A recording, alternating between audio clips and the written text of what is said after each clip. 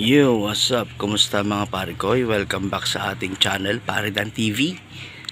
Ayan, ano ang sekreto? Ano daw ang sekreto kung paano napabunga itong sili nito sa ganitong kaliit na taniman?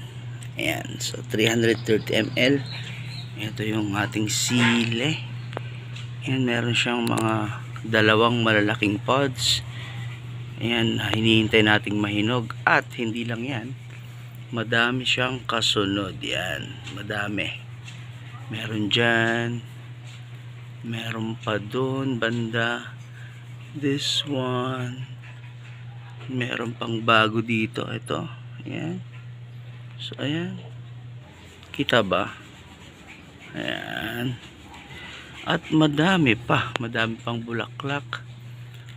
Ayan, kung mapapansin nyo, napakarami pang bulaklak. Ito like this one. Ayan o, ayan.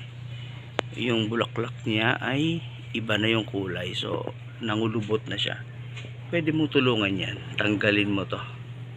Ayan, sigurado bunga na yan eh.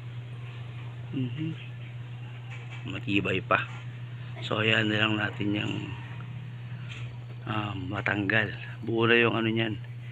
Buo na yung bunga nyan. Baka bukas or mamaya malaglag na yung petals na yan. Yan, so ang sekreto ko lang dito mga pare ko ay yan, kaya namunga tong sili na to dito sa napakaliit na taniman na to. Ayan o, ang liit lang yan o, konti lang yung lupa niyan.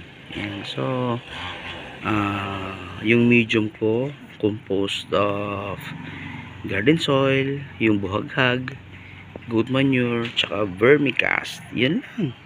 Tapos tubig lang. Tubig ulan. Okay na yan. Tapos sunlight. Yan. 5 to 8 hours daily. Yan. So yan na yung resulta niya. Yan.